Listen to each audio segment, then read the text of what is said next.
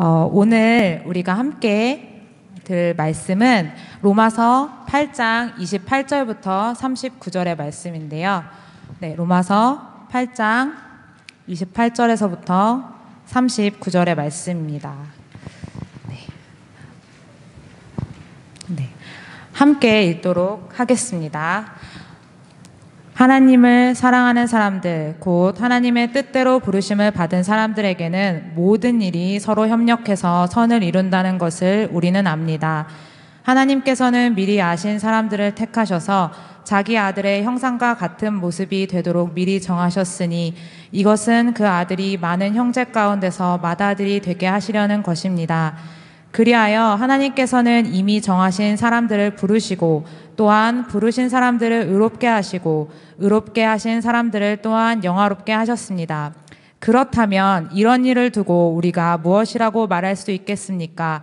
하나님이 우리 편이시면 누가 우리를 대적하겠습니까? 자기 아들을 아끼지 않으시고 우리 모두를 위하여 내주신 분이 어찌 그 아들과 함께 그 모든 것을 우리에게 선물로 거저주지 않으시겠습니까? 하나님께서 택하신 사람들을 누가 감히 고발하겠습니까? 의롭다 하시는 분이 하나님이신데 누가 감히 그들을 정죄하겠습니까? 그리스도 예수는 죽으셨지만 오히려 살아나셔서 하나님의 오른쪽에 계시며 우리를 위하여 대신 간구하여 주십니다. 누가 우리를 그리스도의 사랑에서 끊을 수 있겠습니까? 환난입니까? 공고입니까? 박해입니까? 굶주림입니까? 헐벗음입니까? 위협입니까? 또는 칼입니까? 성경에 기록된 바 우리는 종일 주님을 위하여 죽임을 당합니다. 우리는 도살당할 양과 같이 여김을 받았습니다 한 것과 같습니다. 그러나 우리는 이 모든 일에서 우리를 사랑하여 주신 그분을 힘입어서 이기고도 남습니다. 나는 확신합니다. 죽음도 삶도 천사들도 권세자들도 현재일도 장래일도 능력도 높음도 깊음도 그 밖에 어떤 피조물도 우리를 우리 주 예수 그리스도 안에 있는 하나님의 사랑에서 끊을 수 없습니다. 아멘.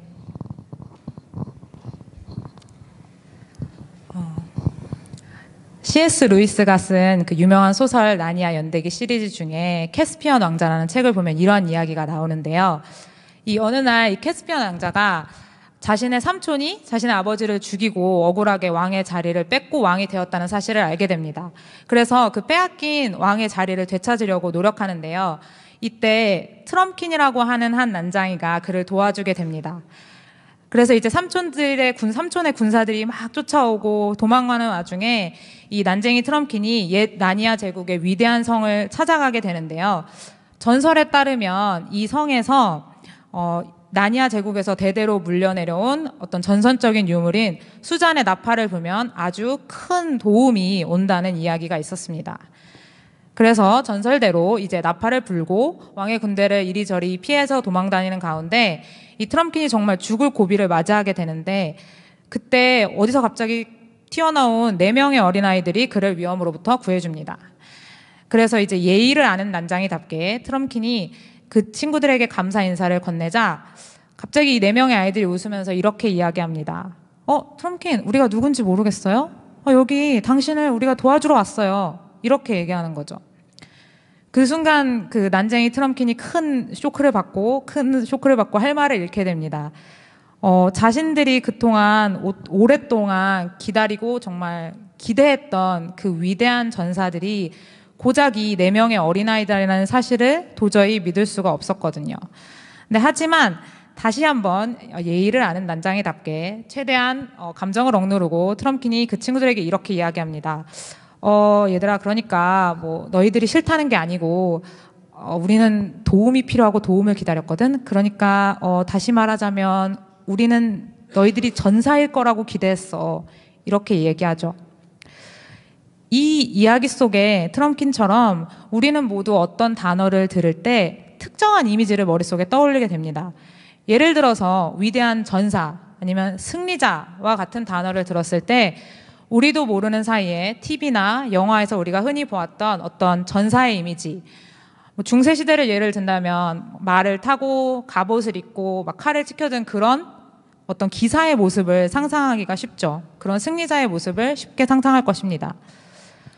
하지만 오늘 우리가 읽은 본문의 말씀 로마서 8장 28절에서부터 39절에서 우리는 굉장히 다른 의미 그리고 다른 이미지의 승리자를 만나게 됩니다.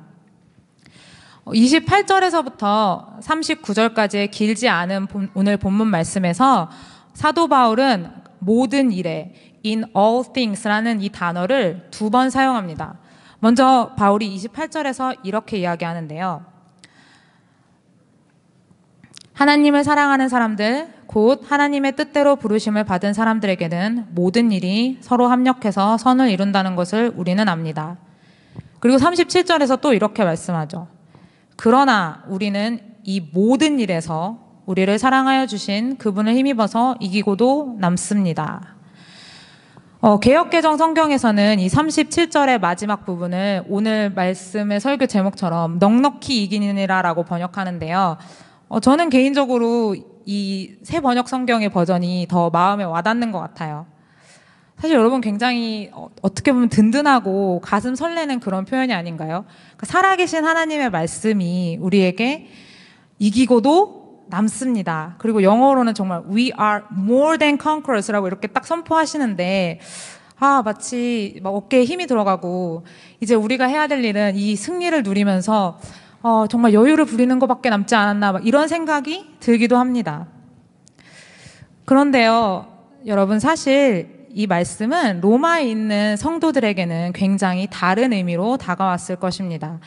사도 바울이 로마에 있는 교회 공동체에게 이 편지를 썼을 때 로마 교회는 유대인 출신의 그리스도인들과 헬라인, 그러니까 이방인 출신의 그리스도인들이 함께 섬기는 그런 교회 공동체였습니다. 바울이 그의 또 다른 편지, 이번에는 고린도 교인들한테 보내는 편지인 그 고린도 전서에 쓴 것처럼, 그리고 여러분들이 이미 좀 알고 계신 것처럼 사실 이 시대의 그리스도인들의 삶은 승리자나 영웅이 되는 삶하고 아주 거리가 멀었습니다. 고린도전서 1장 23절에 보면 바울이 이렇게 이야기합니다. 우리는 십자가에 달리신 그리스도를 전합니다. 그리스도가 십자가에 달리셨다는 것은 유대 사람에게는 거리낌이고 이방 사람에게는 어리석은 일입니다. 여러분 사실 유대인에게 있어서 십자가에 달린 메시아, 십자가에 달린 그리스도라는 말은 그 모순 그 자체였고요. 정말 생각해 볼 수도 조차 없는 그런 두 단어의 조합이었습니다. 이 유대인들은 정말 오랜 시간 동안 하나님께서 약속하신 메시아를 기다려왔습니다.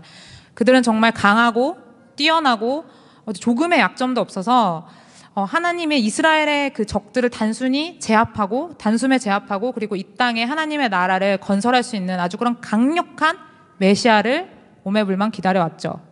그렇기 때문에 나사렛 출신의 목수의 아들, 그것도 그 시대에서 가장 치욕스럽고 가장 저주받은 형벌이라고 믿어졌던 그 십자가에서 달려 죽은 사람은 결코 그들의 메시아가 될 수 없었습니다. 마찬가지로 이방인들에게도 그리스도의 십자가는 비웃음거리였고 비웃음의 대상이었어요.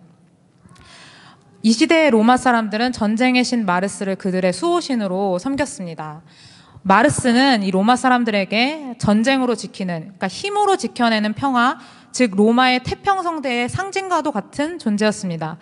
그런데 칼 한 번도 정말 제대로 휘둘러 본 적이 없는 십자가에 달려 죽은 이 유대인이 그들의 신이 된다? 그들의 왕이 될 수 있다? 이건 뭐 있을 수도 없는 일이었죠. 그렇기 때문에 로마에 있던 그리스도인들이 처음 바울의 편지를 받고 이 모든 일에 이기고도 남습니다라는 말을 들었을 때 아마 이런 질문이 들었을 것입니다. 이 모든 일? 도대체 무슨 일을 말씀하시는 거지? 무슨 일이요? 라는 생각이 들었을 겁니다. 그들이 살아가고 있던 그 세상에서는 누구도 그리스도인을 승리자로 보지 않았습니다. 이제 사도 바울이 35절의 말씀에서 이 모든 일이 무엇을 포함할 수 있는지 좀 더 구체적으로 보여주는데요.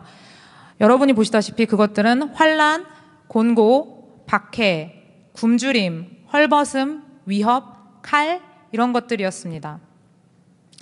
이것을 읽고 로마의 성도들은 고개를 끄덕이면서 이번엔 이렇게 생각했을 것입니다. 그래, 이거는 우리가 좀 익숙한 것들이고 이거는 좀 알아듣겠네. 여기서 사도 바울이 나열한 이 상황들은 로마의 그리스도인들이 매일의 삶 속에서 맞닥뜨릴 수밖에 없는 정말 일상적인 상황들이었으니까요. 하지만 여전히 어떻게 이 끔찍하고 이 어려운 상황들이 모든 것을 이기고도 남는 승리자가 되는 것과 연결될 수 있는지는 쉽게 이해하기 어려웠을 것입니다. 여러분, 우리가 지금 읽은 이 35절에 이 모든 일, 그러니까 이런 상황들을 현대적 버전으로 바꿔본다면 아마 이런 것들을 포함할 것입니다. 암, 실직, 우울증, 중독, 경제적인 어려움, 환경 문제, 테러, 인종차별, 뭐 등등등 정말 너무 많죠. 이 리스트에 여러분께서 뭐 개인적으로 겪으신 아니면 생각해 보실 수 있는 그런 어려움의 종류를 하나 둘 더하는 것은 그렇게 어렵지 않을 것 같아요. 하지만 여전히 현대를 살아가고 있는 우리 그리스도인에게도, 우리에게도 어떻게 우리가 이런 것들에 짓밟히지 않고 승리자가 될 수 있다고 하시는 것인지, 승리자가 될 수 있다는 것인지는 이해하기 쉽지 않은 문제입니다. 왜냐하면 여러분께서 모두 알고 계신 것처럼 이 세상은 정말 패배자, 정말 루저를 싫어하잖아요. TV만 틀면, 그리고 밖에 나가서 조금만 고개를 돌리면 볼 수 있는 수많은 광고들이 우리에게 이렇게 얘기합니다. 아, 우리 회사 제품을 사용하시면, 그리고 이 서비스를 사용하시면 위너가 되실 수 있습니다. 그리고 책들도 마찬가지인 것 같아요. 정말로 많은 책들이 우리에게 어떻게 하면 이 정글 같은 세상에서 내 옆에 있는 사람보다, 남들보다 한 발자국이라도 더 앞서갈 수 있는지, 그리고 그 승리자의 삶을 살 수 있는지 얘기해 주겠다고 그렇게 우리에게 끊임없이 이야기하죠. 또한 좀 슬프게도 교회나 그리스도인의 공동체도 예외는 아닌 것 같아요. 사실 이 말씀, 그러니까 내게 능력 주시는 자 안에서 내가 모든 것을 할 수 있느니라라는 이 말씀이 본래의 의미와는 그렇게 많이 상관없이 마치 이 말씀이 내가 원하는 모든 소원은 다 들어줄 수 있는 마법의 주문인 것처럼 선포되는 그런 메시지들을 어렵지 않게 들어볼 수 있습니다. 뿐만 아니라 물질적인 축복이나 그리고 건강하고 행복한 삶이 마치 그리스도인들을 향한 하나님의 온전하시고 완전하시고 유일하신 뜻인 것처럼 이야기하는 이런 직접적이거나 아니면 간접적인 메시지를 슬프게도 우리가 여러 경로를 통해서 계속 듣게 됩니다. 그리고 때로는 바로 이런 종류의 그런 메시지들이 수많은 그리스도인들을 끊임없는 의문과 자책의 자리로 몰아넣기도 합니다.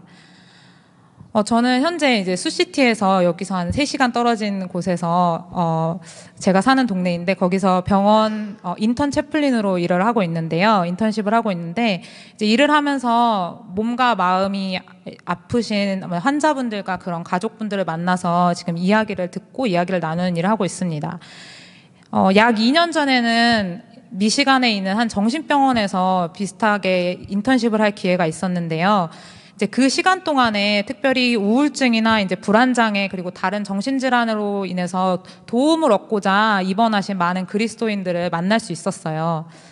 정말로 그분들이 하나님과의 관계를 진지하게 생각하시고 정말 신실하신 좋은 그리스도인들이셨는데요.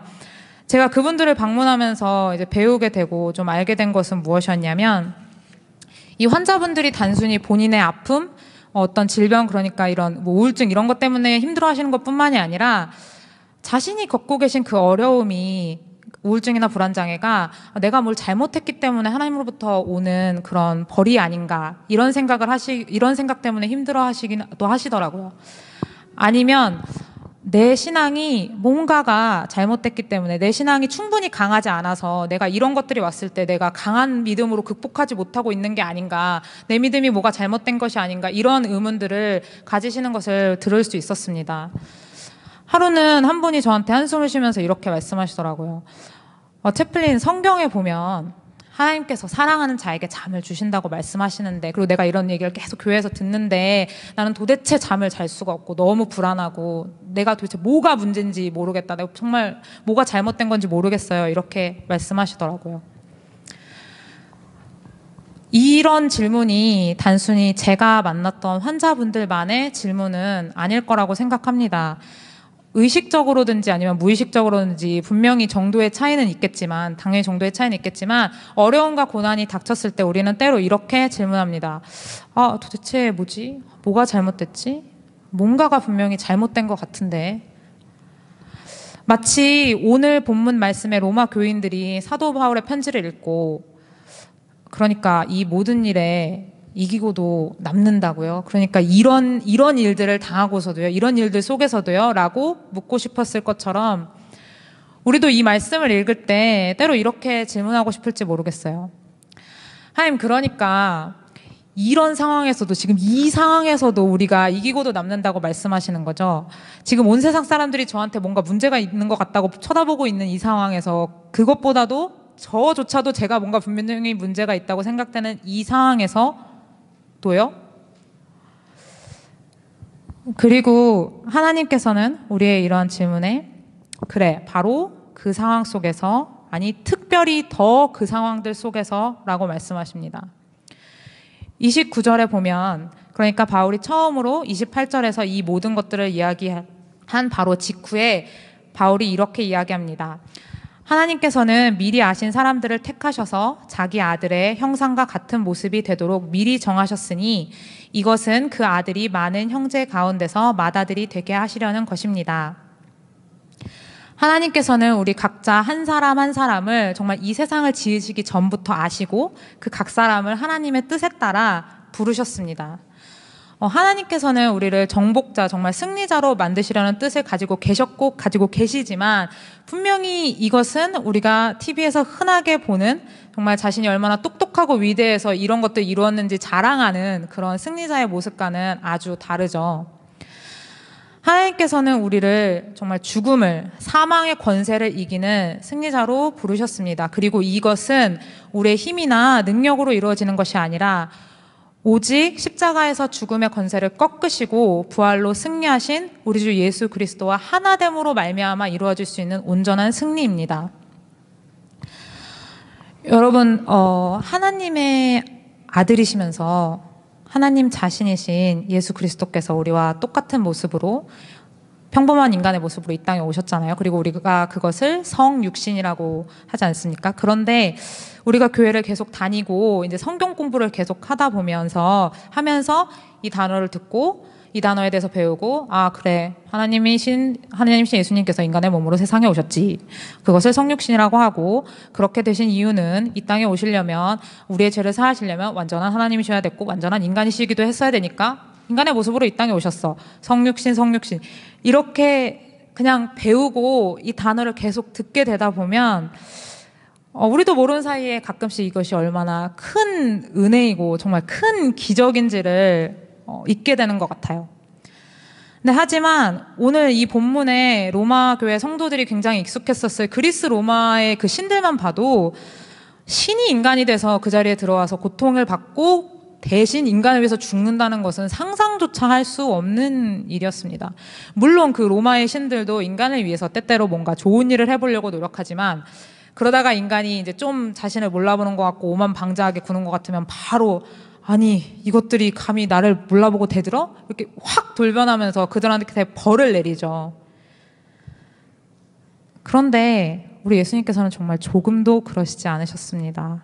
빌립보서 2장 6절에서 8절에 보면 바울은 예수님에 대해 이렇게 고백합니다. 그는 하나님의 모습을 지니셨으나 하나님과 동등함을 당연하게 생각하지 않으시고 오히려 자기를 비워서 종의 모습을 취하시고 사람과 같이 되셨습니다. 그는 사람의 모양으로 나타나셔서 자기를 낮추시고 죽기까지 순종하셨으니 곧 십자가에 죽기까지 하셨습니다. 여러분, 예수님께서는 로마의 신들처럼 그 높고 높은 올림푸스 산 꼭대기에 앉아서 우리를 이렇게 내려다보시면서 동정하지 않으셨어요. 그분께서는 높고 높은 하나님의 보좌에서 스스로 내려오셔서 정말 우리들 중에 하나로 이 미움과 슬픔과 불확실함이 가득한 바로 이 세상에서 우리들 중에 하나로 살아가셨습니다. 우리가 흔히 예수님의 고난이라는 단어를 들으면 우리가 사순절 때 많이 보게 되는 예수님의 그런 이미지를 생각하는데요. 그러니까 채찍 맞으시고 그다음에 면류관을 쓰시고 피 흘리시면서 십자가에 달리신 그런 모습들을 많이 생각하는데요. 사실 전능하신 하나님께서 연약하고 유한하기 짝이 없는 그런 인간의 몸으로 이 땅에 오신 그 자체부터가 고난의 시작이었고 고난의 연속이었을 것입니다. 히브리서 2장 17절이 이것에 대해 이렇게 이야기하는데요.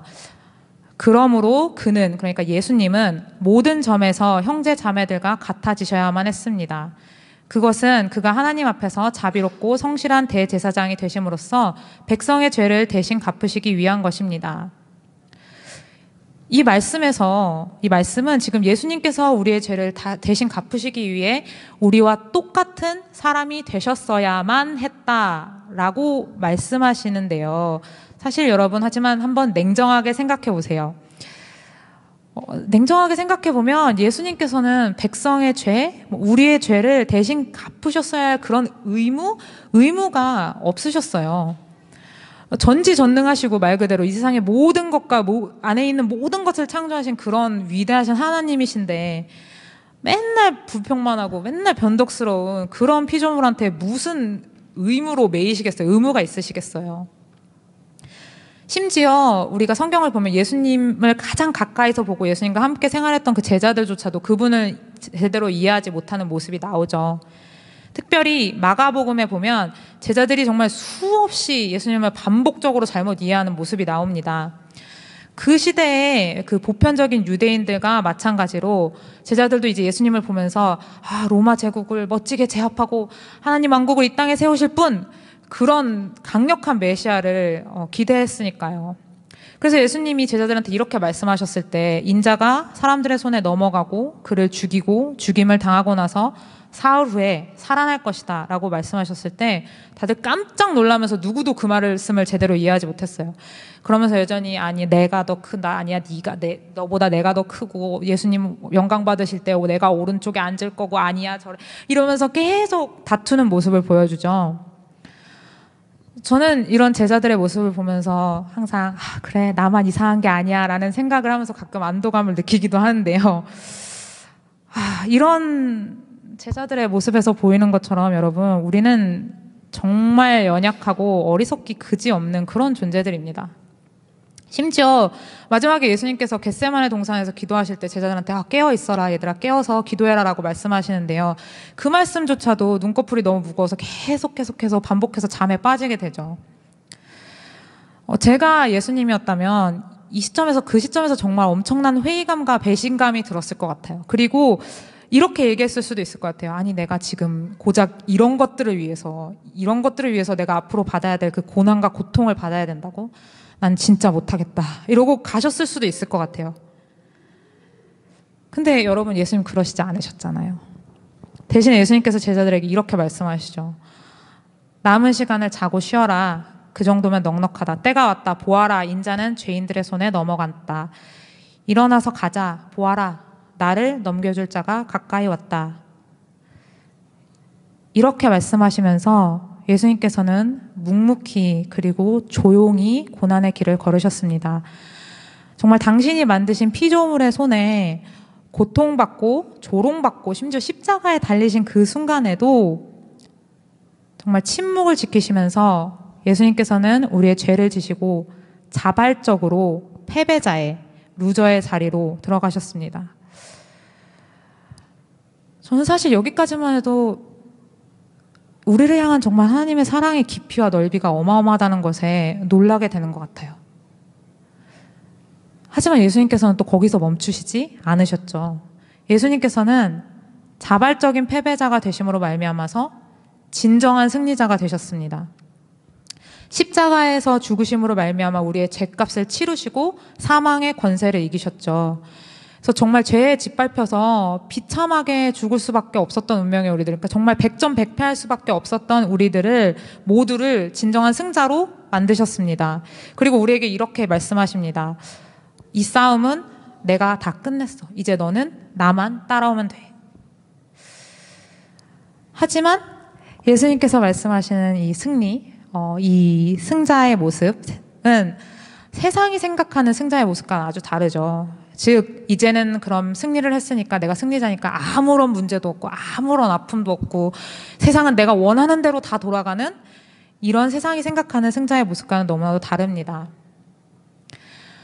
우리가 흔히 은연중에 잘못 되게 생각하는 것과 그리고 잘못 이해하는 것과는 반대로 하나님께서는 결코 우리에게 문제 없는 삶, 고통 없는 삶을 약속하신 적이 없습니다. 네, 그렇죠. 오히려 반대입니다. 36절에 보면 바울이 이렇게 이야기하죠.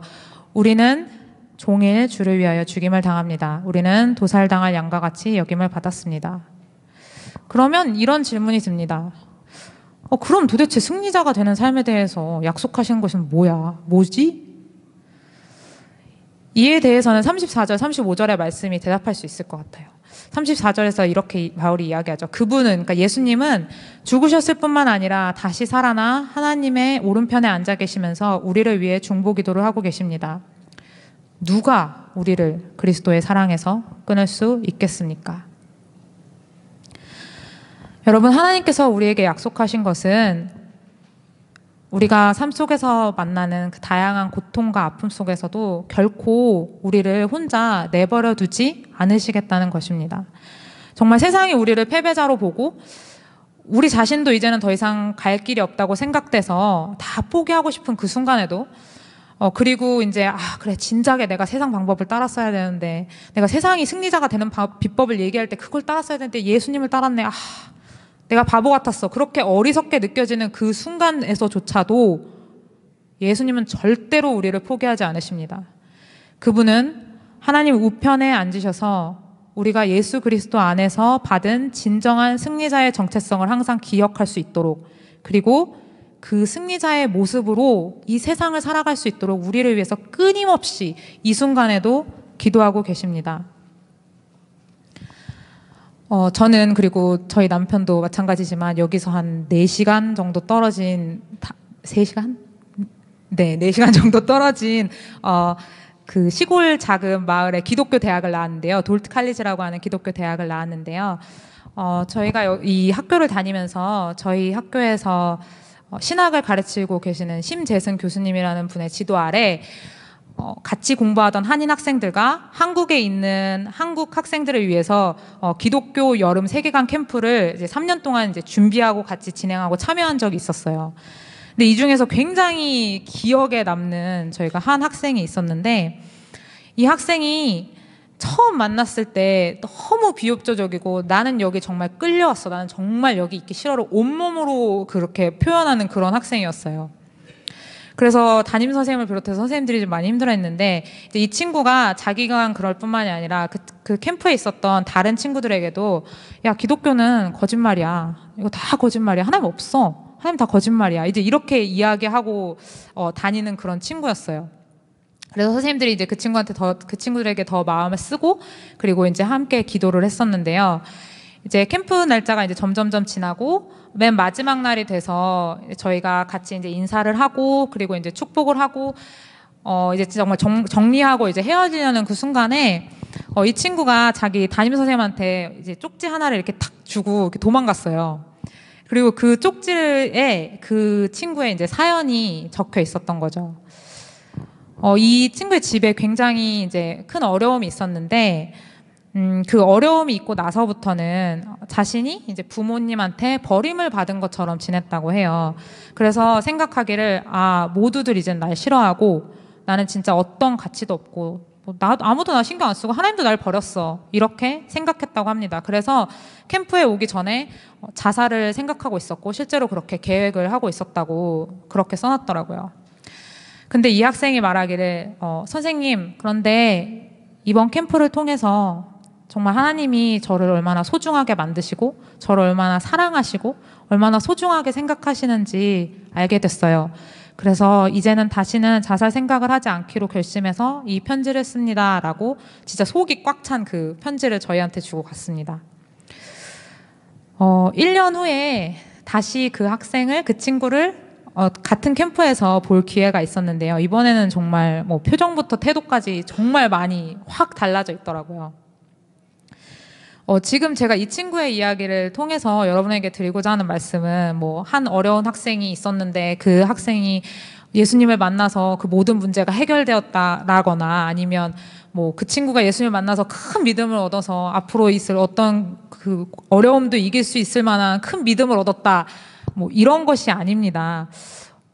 사실 그 친구의 상황과 어려움은 조금도 달라진 게 없고 조금도 나아진 게 없어요. 그 어려움이 어떤 나아지거나 달라질 수 있는 종류의 어려움이 아니었거든요. 그리고 모든 다른 사람들과 마찬가지로 그 친구도 여전히 뭐 일상의 크고 작은 일상을 겪으면서 때로는 하나님이 내 기도만 들어주시는 것 같다가 어떤 때는 하나님이 내 기도만 안 들어주시는 것 같다가 막 이런 업앤다운을 겪으면서 지금도 그렇게 살아가고 있을 겁니다. 하지만 제가 주목하고 싶은 것은 이 친구가 정말 그 절망 속에서 삶을 포기하고 싶은 상황 속에서 다시 한번 살아갈 용기와 힘을 얻은 건 자신을 위해서 정말 그 모진 고통과 아픔을 다 겪으시고도 그러고도 항상 자신의 곁에 있어 주시겠다고 여전히 약속하시는 그 예수님, 임마누엘의 하나님을 만났기 때문이라는 것입니다.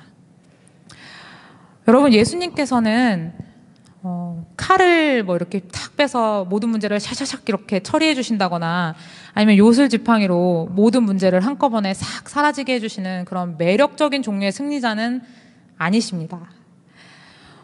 오히려 그분께서는 상처투성이에 못자국난 손을 내미셔서 아픔 속에서 절규하는 우리들의 그리고 우리의 이웃들의 손을 꽉 잡아주시는 그런 진실한, 정말 진실한 승리자이십니다.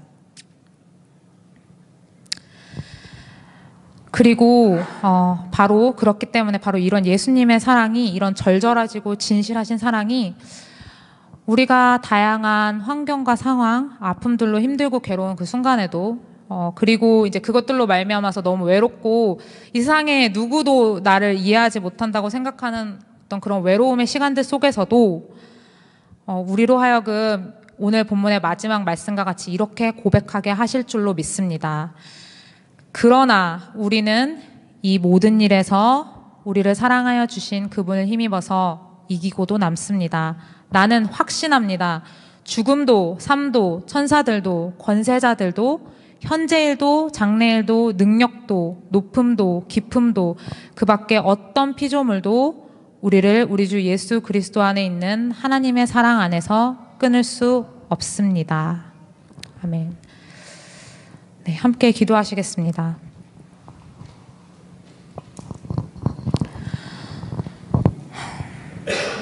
사랑이 많으신 하나님, 부족하고 연약한 저희를 한결같은 사랑으로 사랑하여 주심에 감사합니다.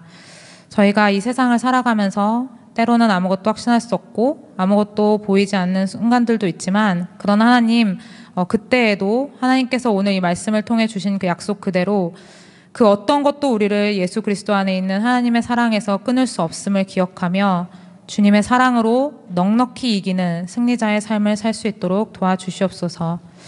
주님의 깊은 은혜와 사랑에 감사드리며 이 모든 말씀 우리 주 예수 그리스도의 이름으로 기도드립니다.